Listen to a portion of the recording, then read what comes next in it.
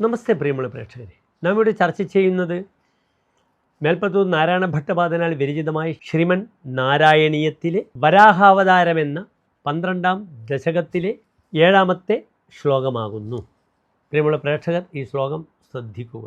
ഊർധ്വപ്രസാരി പരിധൂമ്ര വിധൂതരോമ പ്രോക്ഷിപ്തവാലധിഃ അവാങ്മുഖഘോരഘോണഃ തൂർണപ്രതീർണ ജലദഃ പരിഘൂർണദഷ്ണ സ്തോതൃൻ മുനീൻ ശിരയന്നവതേരിധത്വം. ഇനി പ്രസ്തുത ശ്ലോകത്തിൻ്റെ പദച്ഛേദം ശ്രദ്ധിക്കുക. ഊർധ്വപ്രസാരി പരിധൂമ്ര വിധൂതരോമ പ്രോക്ഷിപ്തവാലധിഃ അവാങ്മുഖഘോരഘോണഃ തൂർണപ്രതീർണ ജലദഃ പരിഘൂർണദഷ്ണ സ്തോതൃൻ മുനീൻ ശിശിരയൻ അവതേരിധ ത്വം. ഇനി ശ്ലോകത്തിൻ്റെ അന്വയമാണ് നാം ചർച്ച ചെയ്യുന്നത്. ശ്രദ്ധിക്കുക.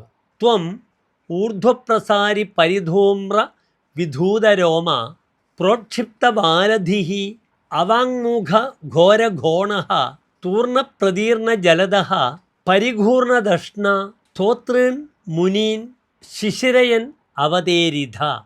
ഇനി പ്രസ്തുത ശ്ലോകത്തിൻ്റെ സാരാംശം ശ്രദ്ധിക്കുക.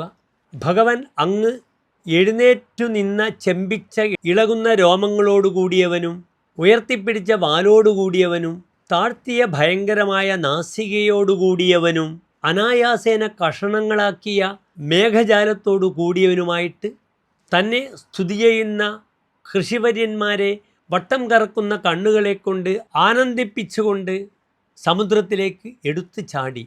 ഇതാകുന്നു ശ്ലോകത്തിൻ്റെ സാരം. നമസ്തേ.